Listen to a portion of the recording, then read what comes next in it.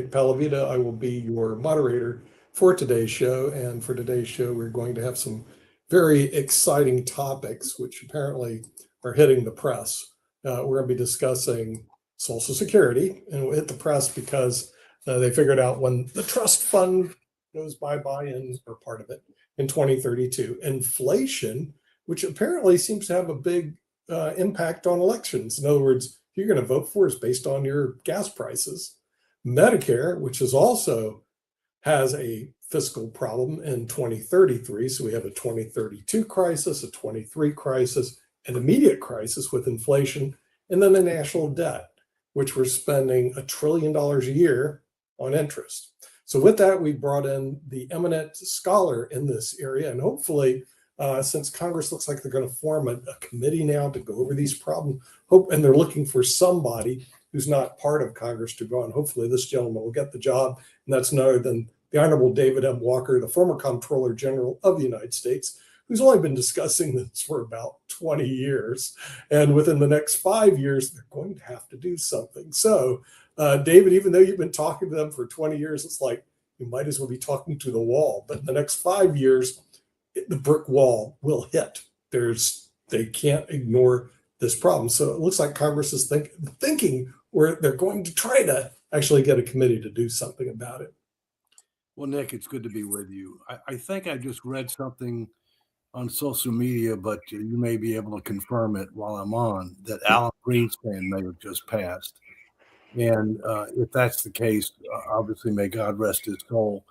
And it's relevant to the topic that we're talking about today, because I remember in 2001 when Alan was chairman of the Federal Reserve, and when the Congressional Budget Office had projected that we had surpluses as far as the eye could see, and that we were possibly going to pay off all the national debt, that Alan was very worried about it as chairman of the Federal Reserve, because he thought that would end up limiting their ability to manage monetary policy.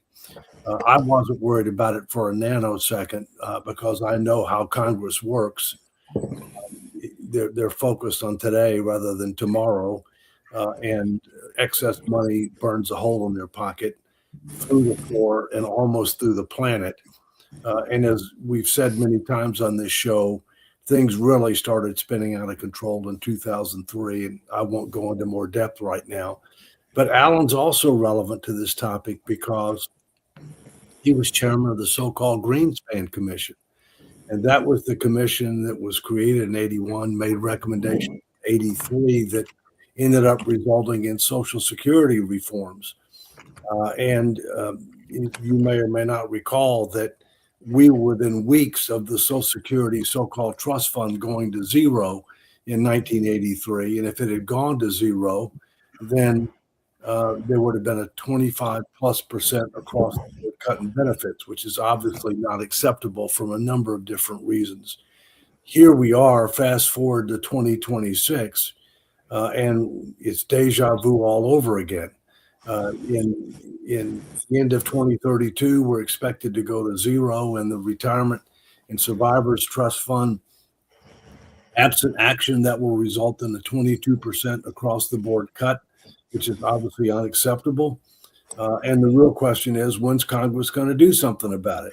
Are they going to wait to the last minute, or are they going to end up forming some type of commission, either for Social Security alone or in conjunction with a broader challenge with separate recommendations for Social Security versus everything else? There's a big debate about whether we just throw more money at it, which I think, while I think additional revenues are going to be part of the Social Security solution, we're going to have to end up looking at a number of other things in order to ensure successful sustainability over time. And this time we're going to have to consider known demographic trends, which, quite frankly, the Greenspan Commission did not adequately consider. The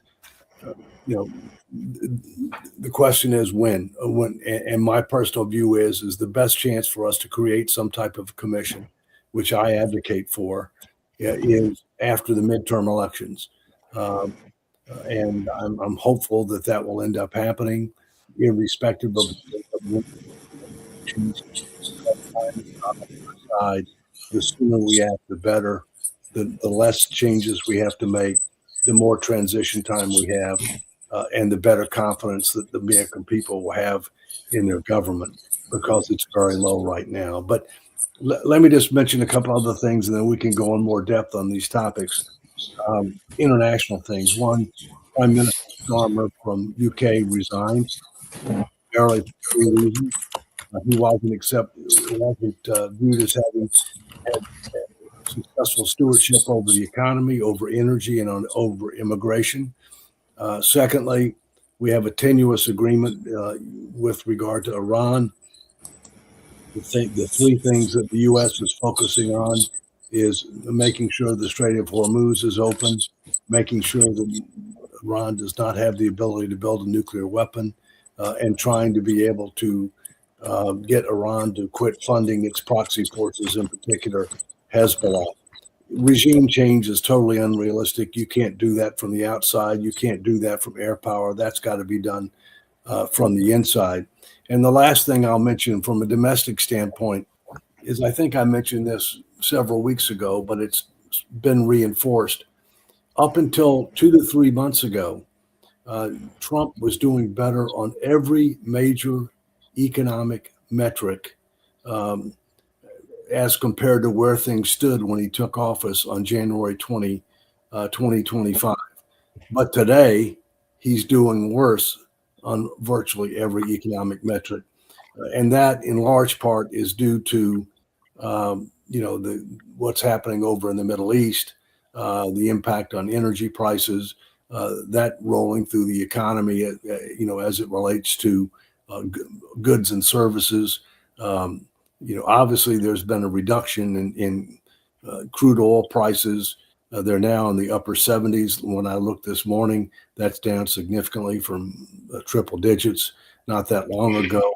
But, we need to see how this thing is going to settle out, because while the United States clearly prevailed militarily, from an economic standpoint, what's going on is not only important to the U.S. with regard to prices, but not supply, but for the rest of the world, both as to prices and as to supply. So that's kind of an overview. And we can also talk a little bit about what causes inflation, because a lot of people don't seem to understand what causes inflation. And I think Americans are finally starting to understand that one of the drivers of inflation is excessive deficits and debt levels. But it's one of several. So that's kind of an intro, and let's go from there. Yeah, I just find it interesting that the big driver in Americans' mind isn't these long-term but systemic problems like Medicare, debt, Social Security. Instead, it's what hits them now in the pocketbook, which is going to the pump and paying more in gas. And there's all of a sudden, Well, Americans, look, Americans aren't very good at learning from history and learning from others. In addition to that, Americans tend to be very myopic. They tend to focus on the here and now, and their elected officials tend to focus on the next election rather than the next generation. And that results in doing a lot of things that may or may not have short-term gain, but all too frequently has long-term pain, which is exactly the opposite of what you need to do in order to get in shape. And that's why, if we expect for Congress to reform Social Security, reform health care, reform the tax system, reform immigration, reform education policy, some of our big challenges in the regular order on a piecemeal basis, it's ridiculous. It ain't going to happen. And that's why we're going to have special mechanisms like statutory commissions.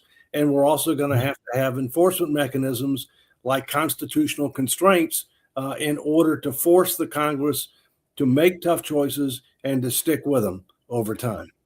Yeah, I did see a bipartisan bill going through Congress that is to create a commission. So maybe we're heading in the right direction. There's two types, Nick, and again, we're not going to make these changes without some kind of commission. Congress is totally dysfunctional, and there are two proposals. One is the Fiscal Commission Act, which exists both in the House and the Senate, and it has bipartisan support. and it's designed to deal with the overall fiscal challenge, not just Social Security, but also getting debt to GDP down to a reasonable and sustainable level over the next 10 to 15 years. I've been a strong advocate for that, but I've also been a strong advocate to say that they ought to have two sets of recommendations, one for Social Security standing alone and one for everything else to get debt to GDP down to a reasonable, sustainable level for several reasons. One, AARP, who's the 800-pound gorilla, who's feared on both the Republican and Democrat side of the aisle, they don't want Social Security handled as part of the overall fiscal challenge. That can be dealt with by having two sets of recommendations.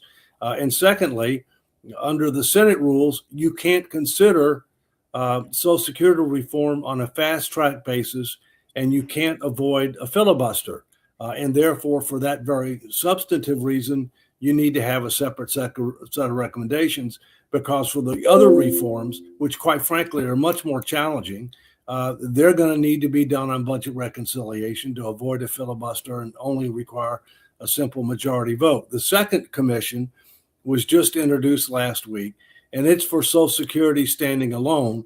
But I don't believe there's a Senate version that's been introduced. In addition, they don't have nearly as much bipartisan support for that commission as the Fiscal Commission Act. But in any event, while we're going to need a commission, one or more, I don't think anything's going to happen until after the midterms. Mm-hmm. Yeah, which is very reasonable. Now, in terms of the international problems, we do have our international panel here. We have Sasha Starr, who's joining us from Canada, and we have Dr. Sharif, who's joining us from Bangladesh, and Kim Calhoun, who's joining us from the United States of America. So I guess these problems over here, they really don't affect people over there, but we'll ask Dr. Sharif, do people in Bangladesh really care about our Social Security, Medicare, inflation, or the national debt? Four issues that we're discussing. Actually, for with Bangladesh and USA, we have a very good relations. Even presently, like all of the trade and commerce and business relationship, political relationship, and everywhere, so we have a very good relationship with uh, USA. I just want to share, let's say, about our Bangladesh audience. Last Friday, I attended in Chittagong Engineering University. It's the largest business incubation in South Asia, and they regularly follow our podcast, especially our economic affairs.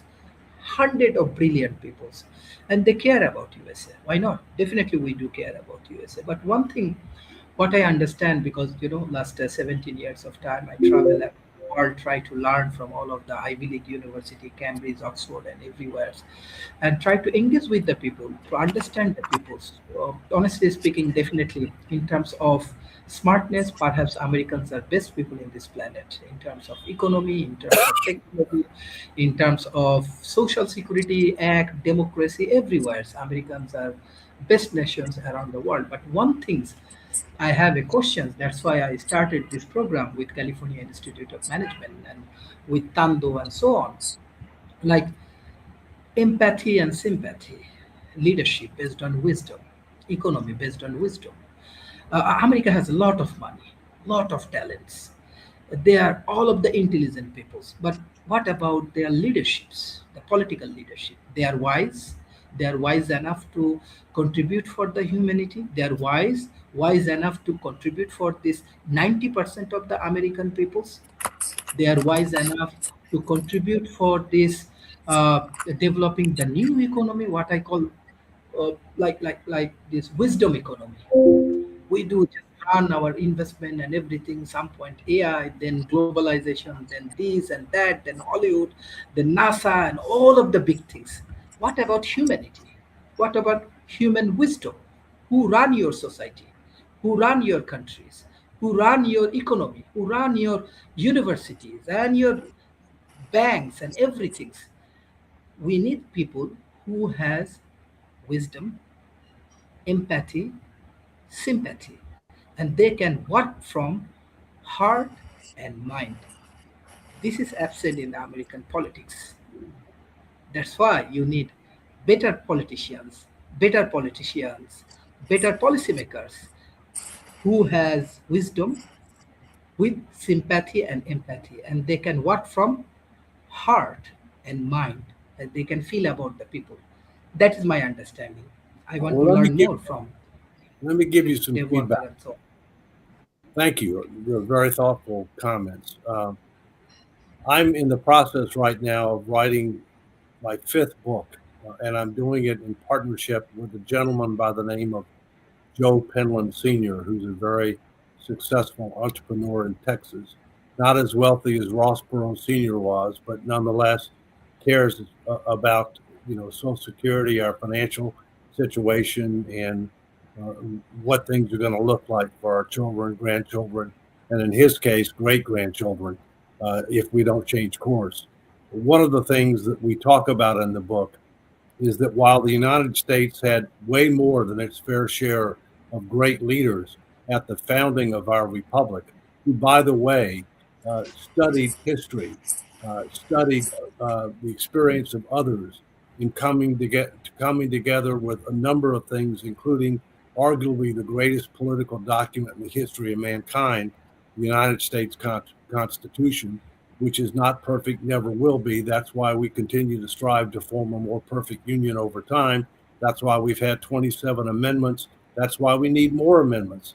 But at that time, we had way more than our fair share of great leaders. Now we don't have our fair share of great leaders, and there's a lot of reasons for that.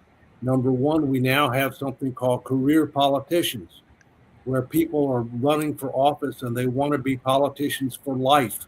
That is not what the founders intended. The founders intended for people to come out of society from a variety of backgrounds for a temporary period of time to do public service and to go back. Uh, in addition to that, we now have two major political parties where the duty of loyalty to party all too frequently trumps, no pun intended, the duty of loyalty to country.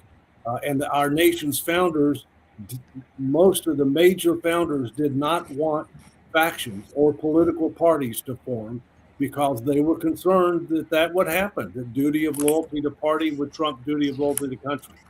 At the beginning of our republic, our leaders were focused not just on today, but creating a better tomorrow. They believed in the concept of stewardship.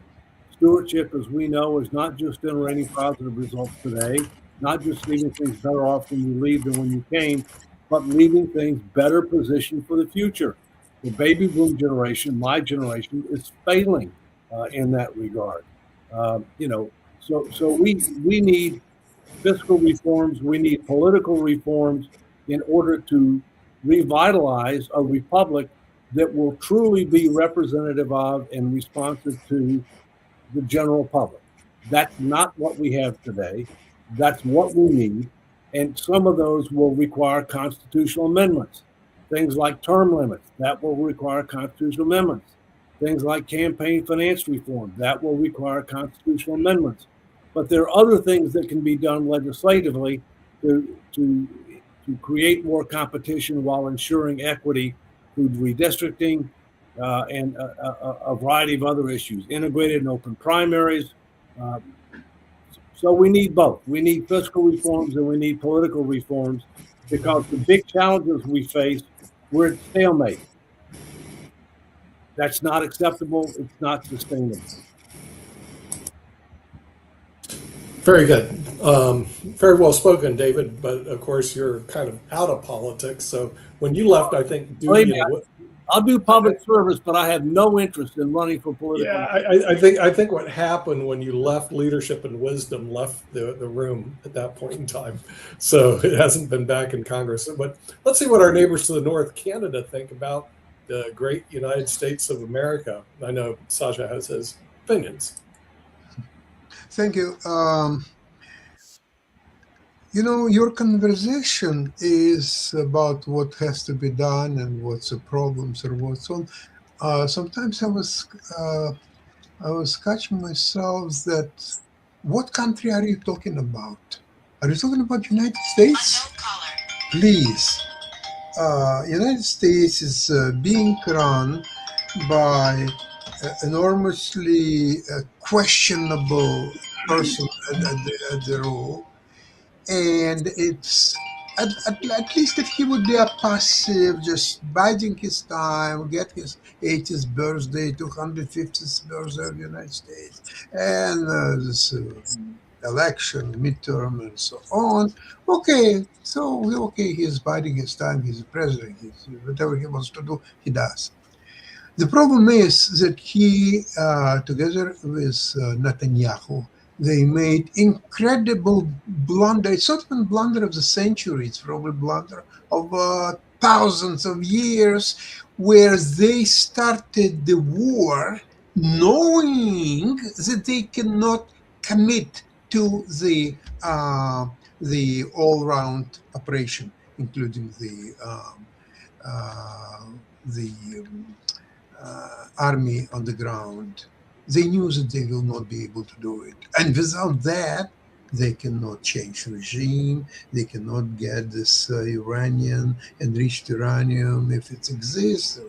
Nobody knows now where it is and what it is. So, okay, so therefore, all goals of United States or Israel or both, they are they were unachievable from the day one. So if that's the case, how is it? Okay, I understand that Israel, it was maybe mostly in their interest to have this war because Iran was preparing for its ultimate attack on Israel. So Israel was almost had to do something about it. The United States, okay, so they had several months ago successful campaign against Iran. All of that, Trump says everything was obliterated, their uranium, the enrichment targets, the facilities, everything was obliterated. Okay, so now they started attack on 28th of February. So in a few days, again, everything was obliterated. It was a Iranian army, Iranian float, everything was obliterated. So if it is the case, so why you couldn't get their capitulation right away? Keep bombing them every hour and a half until they will ask, okay, we are ready to sign capitulation. Just do it. You started something, you just, maybe it's a wrong idea to begin with. But if you're already there, go all the way. Be a man. No. Let me respond. First, uh, there's no question the United States has significantly degraded the military capabilities of Iran, basically obliterated the Navy, significantly diminished the Air Force. It's not just with regard to their platforms, but also their military industrial complex, their ability to be able to replace missiles, to replace drones and things of that nature. At the same point in time, there are limits to what you can accomplish through military power if you're not willing to put troops on the ground. And I don't believe that the president is willing to put troops on the ground. And quite frankly, I don't think we should put troops on the ground unless it is a very limited and targeted special forces operation like we did in Venezuela. What they didn't give adequate consideration to, in my view, is Iran's ability to choke off commerce through the Strait of Hormuz, and the resulting impact that that would have on global oil prices, on inflation overall, on the adequacy of supply for countries that rely upon the Middle East for oil. We don't, but many countries in Asia and Europe do. And obviously that has a hardship on them. And it's not just oil; it's things like fertilizer and other products that come out of that region. My personal view, Sasha, is we you can't trust Iran. You can't change a regime with air power.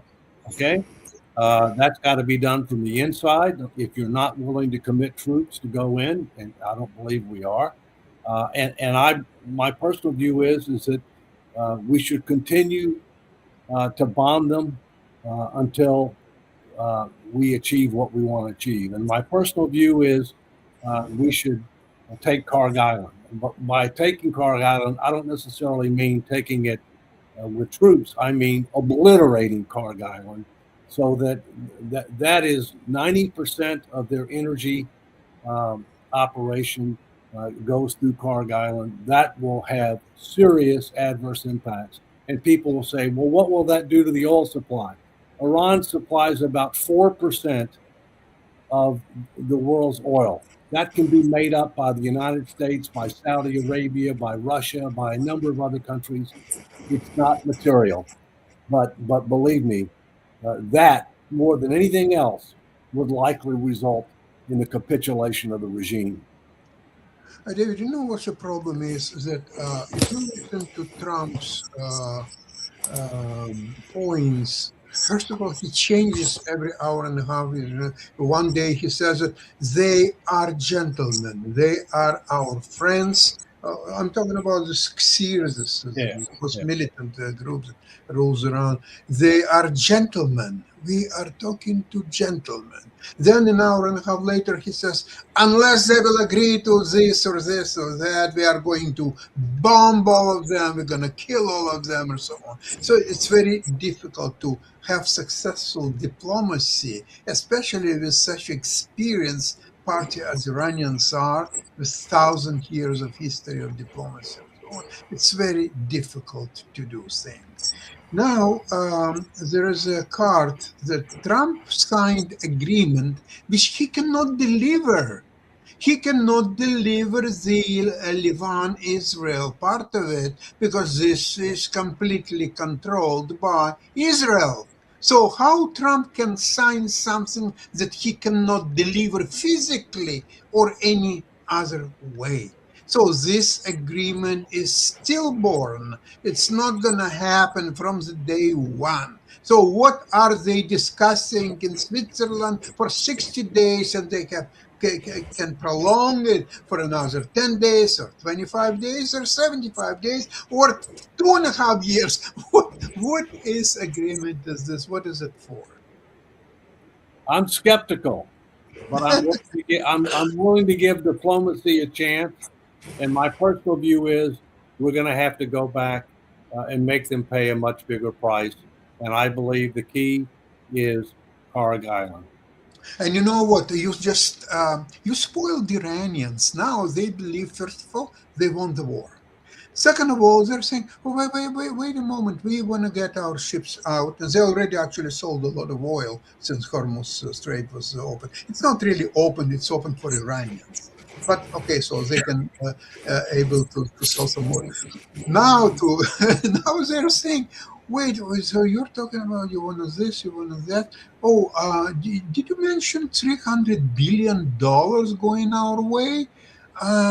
Where is the money? Where is at least $10,000 of this money that you can feel, touch, make sure that it's there? Where is that? Bring it, the money. Talk to me. Bring the money, and only then we're gonna talk to you. Okay? Bye bye. So what is it? Sasha, my understanding is the vast majority of that money is their money. It is money that has been locked up, that they haven't been able to gain access to because of various sanctions. There's no way the United States is going to give. Wait a moment, David. I'm pretty much sure that you are mixing two things. Okay. You're right. There is Iranian money which has been locked, and they have to release this money sooner or later. But $300 billion does not include Iranian money. This is money coming from U.S.-led coalition of the Gulf states, such as United Emirates, Saudi Arabia, and Qatar, and all others. So this money, sooner or later, within 60 days, will have to materialize. And it's not going to happen in one day, $300 billion. It's okay, so you put $100 billion in some bank account. Okay, it's there. Okay, here's a 50 more, so it's 150 now. So the money have to start building up on some kind of account. It's not happening. Yeah, here's my understanding, Sasha. And again, we don't have enough of the facts. Okay, and so there's a lot of speculation. My understanding is several things. One, not one dime of American money. Yes, you are correct. There's two kinds of money. There's the money that's Iranian money, yes, locked up, that presumably will be released over time based upon conditions. And secondly, there is a separate pot of money which would be provided by a coalition of countries, Yes. not the United States, primarily Gulf countries. And now what's being talked about in Switzerland is what would the conditions be to be able to access that money. And one of the things that they're talking about is to be able to restrict the money to be able to be used for things that will benefit the Iranian people, food, things of that nature, infrastructure that will benefit the Iranian people, and that providing that money would be tied to making sure that it's going to certain types of activities. But here's the problem. Money is fungible. All right. And so therefore, if you say, okay, we're going to give you money for food for your people, we're going to give you money to repair some infrastructure or whatever, not U.S. money, other people's money. Okay. Well, if you give them money for that, then they can use the other money that they have for whatever they want. David, do you Right. remember brilliant movie, The Other People Money? This is exactly what we are discussing. Iranians are too shrewd to fall for this bamboozle. What they're going to say, you're talking about $300 billion. Show me $1 billion. Where is that? In which bank? Where is this money lying? Show it to me, because if you don't have any money. Just go away and don't talk to us anymore. They are too shrewd to fall for this other people money scenario. They want to have money, feel it, touch it, and then we're going to talk. There's another movie called Jerry Maguire, which you Yeah. and one of the famous lines in that movie is, "Show me the money." Tell me the money. You got it. Yeah. Well, I have a bit of a problem with the 800 billion from the Gulf states. Why would the Gulf states make a contribution to a country that just bombed them? I mean, retaliate. This whole thing doesn't make any sense. It's a buying a possibility not to be shot out next time. They know that United States cannot defend them. They cannot even defend their own military bases. So they know that. So they have to buy from Iran the possibility that Iran is not going to shoot at them anymore. So $300 billion, maybe it's a reasonable price to pay. But still, where is the money? Money has to be somewhere. They have to have a bank account that Iranians can check. Okay, today there is $100 billion. Okay, tomorrow $125 billion. So they can see what they have to work for. Because if you're talking about $300 billion, next day it's going to be $500 billion and $5 trillion. It doesn't make any sense, and Iranians too shrewd not to understand it. All right. Well, maybe There's- Rauser can make some Or sense. there's another source of money that will be flowing to Iran. Iran has figured out through this that they can charge a toll of, I don't know, 0.5 to 1% on the value of the oil flowing through the strait. Annually, you've got $500 to $600 billion in oil flowing through there. So if they charge 1%, they can make $5 billion. That's a new business for them, a $5 billion a year business. My understanding, Rick, is that one of the red lines is that there will be a free flow of traffic with no tolls. That's a red line. That's my understanding. Okay, but well, that would be good. Because the concern is, there are other choke points around the world. Yeah. For example, there's a choke point at the at Gibraltar, getting into the Mediterranean. There's a choke point in the South China Sea. There are several choke points, and what the concern is it would set a terrible precedent that could end up proliferating in other parts of the world. Now, technically, it's my understanding that if you look at the Strait of Hormuz, half of that belongs to Oman, half of it belongs to Iran. Okay. Right. The southern tip is Oman. Right. But my point is that technically they are the territorial waters of those two countries. However, there's something called the law of the sea, and there's a treaty with regard to free flow of commerce, internationally. Now, although ironically, I think that there's some countries that aren't signatories to that, including the United States. David, do you remember 1956, a war about Suez Channel between France, England, and Egypt? That was Okay. part of the downfall of the UK. Right. And who controls today Suez Channel? It's Egypt. Egypt. Egypt controls it. So why the hell Egypt can control Suez Channel and Oman and Iran cannot control Strait of Hormuz? What's the difference? Well, one of the differences is the land on both sides of the Suez Canal is part of sovereign territory of Egypt. That's not the case with the Strait of Hormuz. Oh, okay, fine. So in Hormuz, instead of In other words, internally, it's like a river. Okay, it's like a river. It's like the United States, and the Mississippi River. okay, so instead of one country control both ends, here you have two countries. So they split the proceeds. If they agree among themselves, and I don't see why they won't agree, then somebody will say, okay, United States of America says, hey, we disagree, we don't want you to take any money. But United States has nothing to do with Strait of Hormuz. It's a water which is part of it Oman and part of it Iran. There is no one else. If there would be a third country, so it would be three-way split. But there is only two.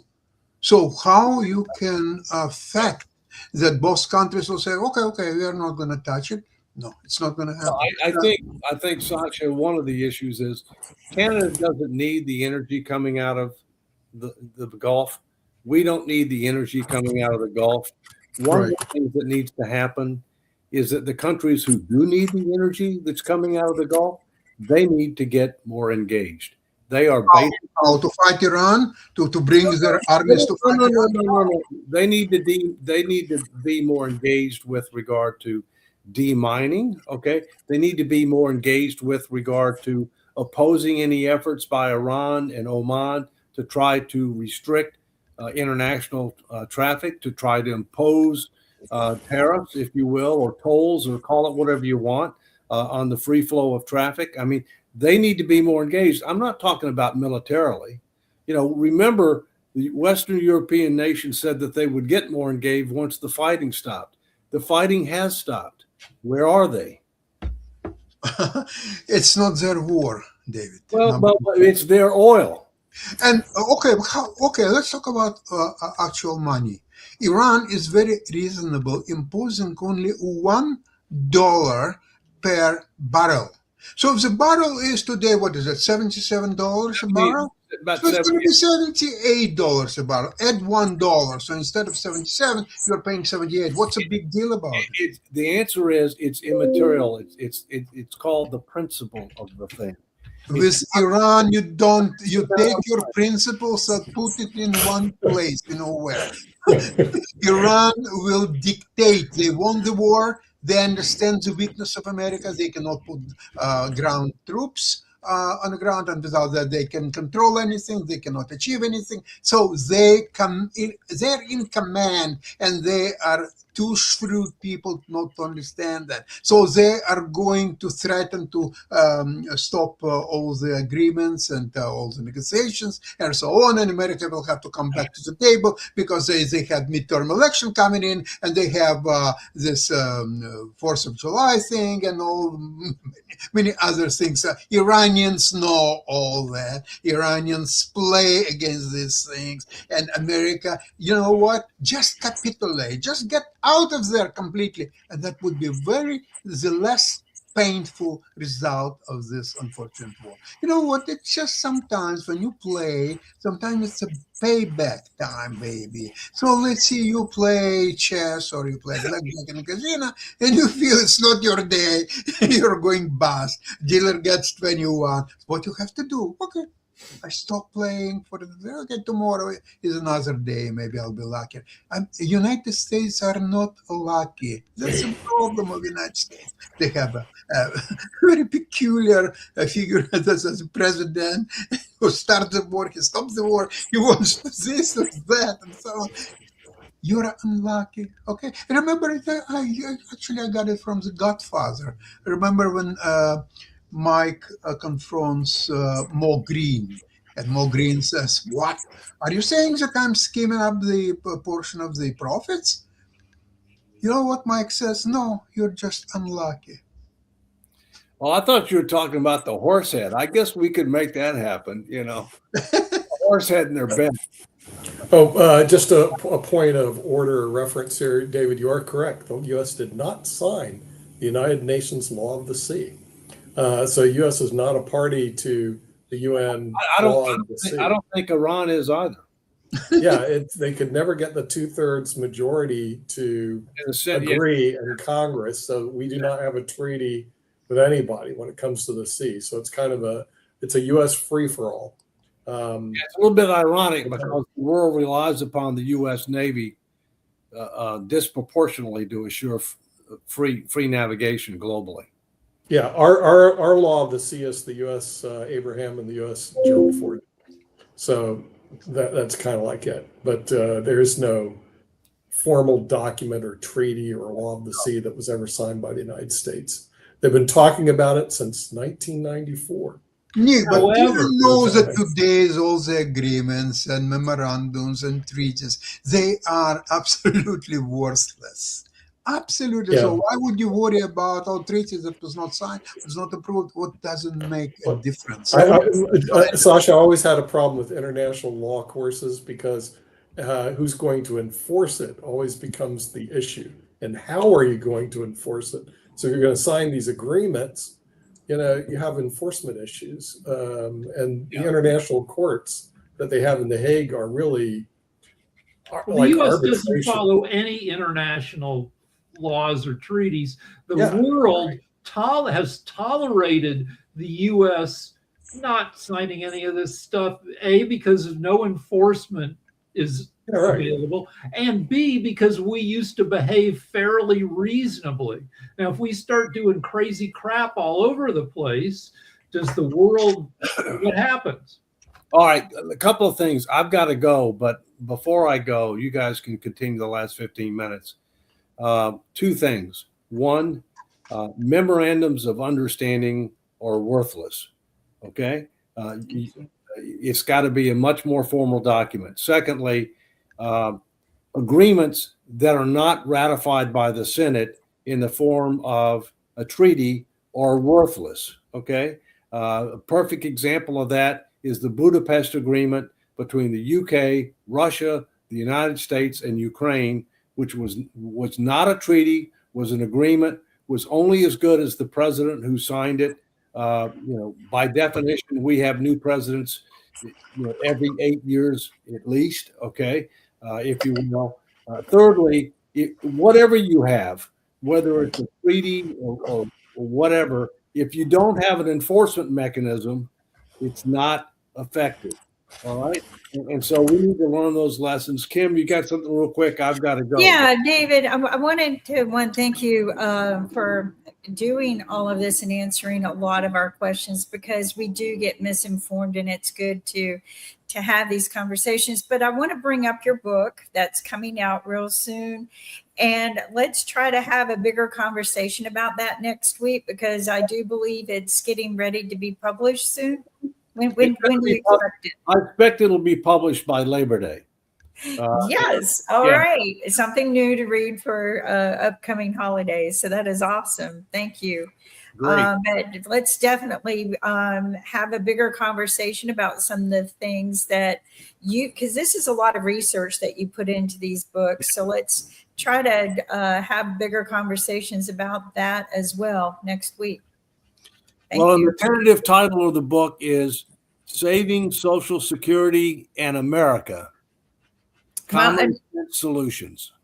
And people need to consider the ripple effect and consequences if Social Security does fail our system. It can impact the rest of the world because of the way people are spending money, and the way that revenue recycles itself in our society. So we just need to be a little more considerate about what's happening in a society as big as ours is that relies on the Social Security system. Let me give you an example. Yeah. If the Social Security benefits were cut 22% across the board because we don't reform it, because that's what has to happen under current law. I don't think it will happen, but if that happened, it's 1 to 2% of GDP for every state in the country. Believe me, that's not acceptable. Y'all continue. Thank you very much. And that's a very scary thought. And we need to put some things in action, definitely.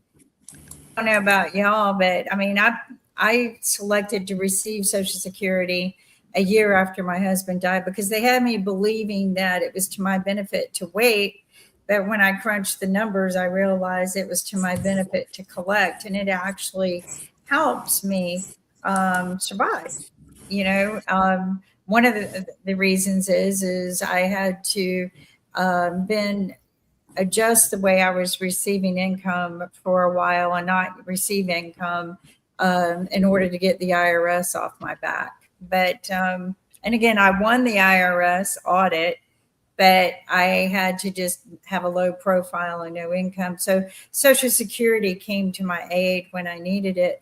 I can't imagine losing any percentage of it right now. And the way it has been working is that it has increased a little bit every year to go with the cost of living. Our cost of living, you can't reduce Social Security and people who rely on it be able to sustain. It's just actually you can't sustain on Social Security alone if you have any other house bills. I'm just saying it's not that big of a check. And We're not making Medicare is a joke. Don't even get me going there.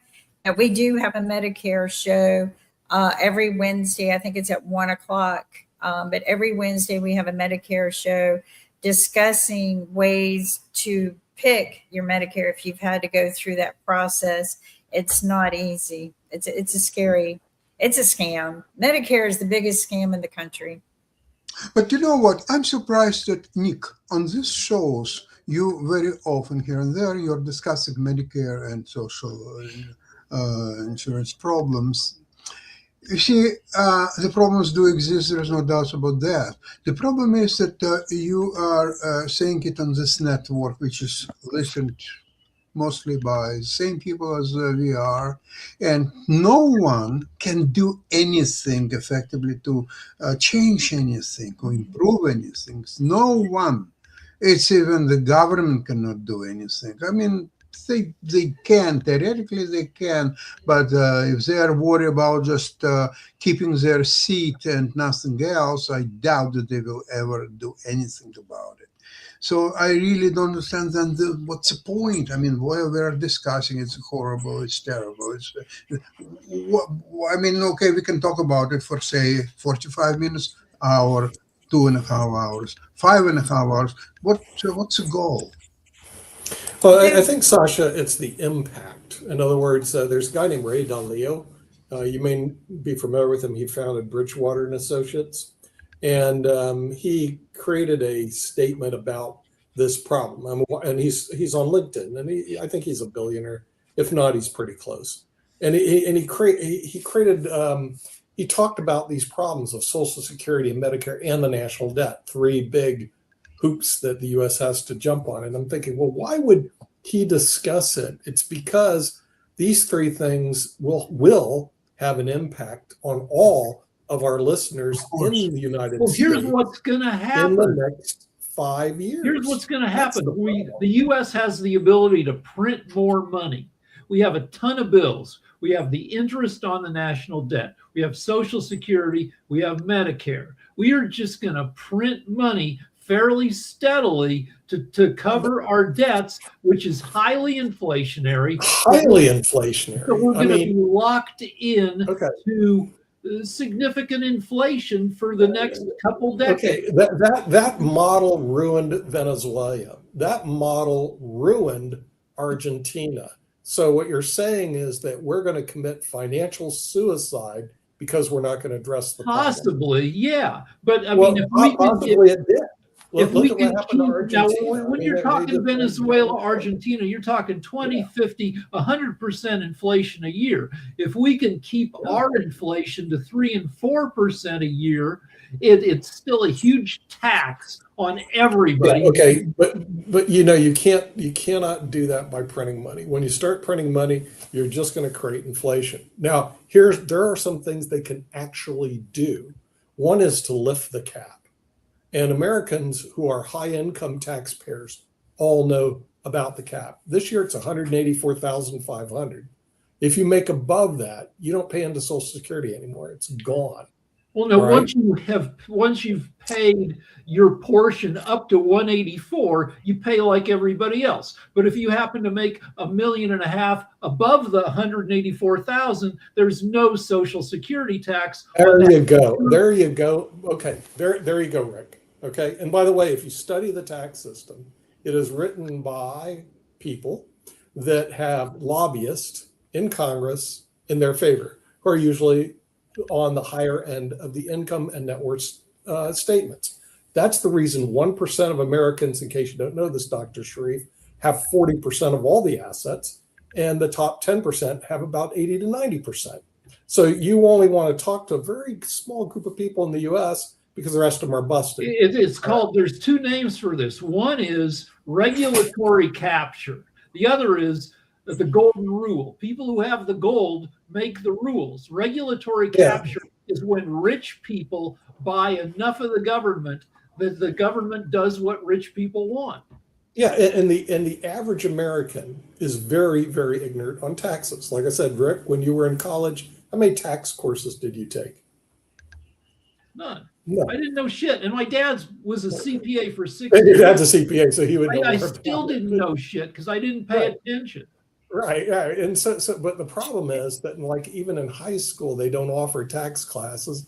And the Social Security wage base, by the way, they lifted it on Social Security, they lift on Medicare. So you pay that. Here's the other problem. And by the way, these are simple problems to solve, except wealthy individuals don't want this solved because it hurts them. The other one is paying Social Security on interest and dividends. Now, this was explained to me by my CPA 20 some years ago. I said, what?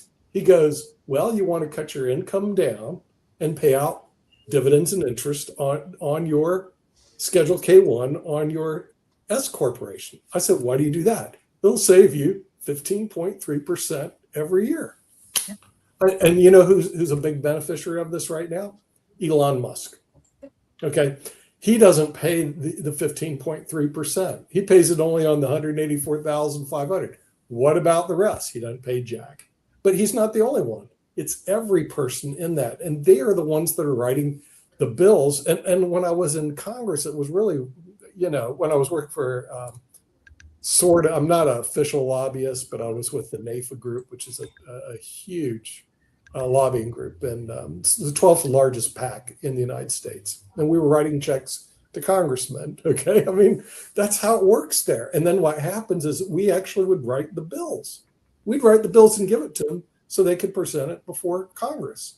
So this is the system that the U.S. has going on. So what happens is they don't want the correction model that you're describing. What they want is the middle class and the working class to pay it.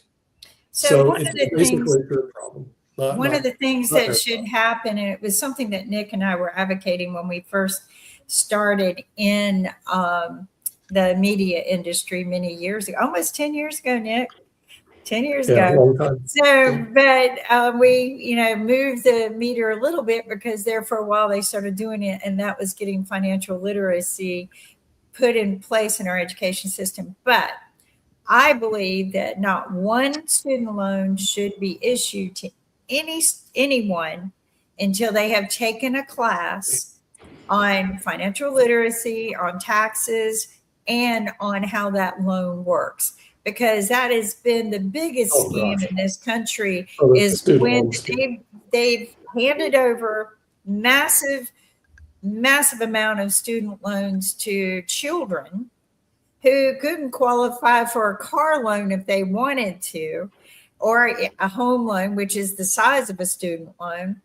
But these loans you can't get out of them. They're exit proof. So once you get the money and you're in the loan, and the rates are adjustable or have been for the past few years. Now, I noticed that they've just passed a student loan law, and supposedly, or they're passing it, they're trying to reduce everything to 2% flat rate.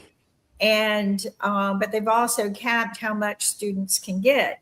They can only get $20,000, where $20,000 won't pay for the first semester of most universities. We will no longer see doctors coming out of America. Now, my advice to people is go become a citizen in another country and apply to come here for free, because they still have that program. We have two long-term, there are a bunch of long-term trends. One is we're not making enough babies anymore, which means, and also our education system is in a shambles. AI is wrecked. You no longer get a bump compared to just a high school graduate leaving college. It's less easy to move straight from college into a good paying job. So you're not getting educated. You're not getting a bump in income. That is effing up the education system. Thing two is not enough babies, which means that, well, on the good side, it means the consumption around the world by people is going to start dropping in the 2030s, just because there are going to be eventually fewer people, and we make tech more efficient. So less gas used by people, but then AI comes in, starts eating all the energy. But to get a picture of the world, you got to look at all these long-term trends. No babies, U.S. growth, population growth, lowest level in history, close to 0%, about 0.2%. So we're not being overrun by immigrants. We have net, almost negative immigration now because Trump has been such a dick to the rest of the world. Young adults can afford to have children and pay off their student debt. They can afford to be educated to get an income, but then most of them get educated and can't get a job because AI has replaced them. This generation, I mean, it's just a bad circle of life right now. This generation, Gen Z, Gen Z is screwed. Gen Alpha is probably screwed, which comes after Gen Z. But then, well, I guess Gen Beta comes after. After a while, these next generations, they are smaller and smaller. They start inheriting more and more because there are fewer of them, because everybody's so distracted by tech that they forget to have sex and make babies. Yeah, and also what happened in 2005, there was a law passed called the Bankruptcy Abuse and Consumer Protection Act. Notice it was a complete lie. What did the law do? The law made it, how you say, your student loan debts not to become dischargeable in bankruptcy. Non-charged off debt. That's right. It could never be discharged in bankruptcy. So if you get a student loan, it is hooked to you until you die. And so the thing is, after too, probably. Oh yeah. The real problem is that, again, everybody who's listening to this, and every child who goes to college, and every advisor should be telling them this law makes your student debt non-dischargeable. If you want to go to school, put it on a credit card. They can discharge it in bankruptcy. Put it somewhere else. You can discharge it in bankruptcy, but don't get a student loan. It's non-dischargeable. And so the thing is, when these laws get passed and the Americans are ignorant of it, then they just get slammed. But unfortunately, we're slammed out of time. So I want to thank, obviously, the Honorable David M. Walker, and also our guest in the United States and around the world. And we'll see you next week on Economics with the Honorable David M. Walker. Take care. Bye.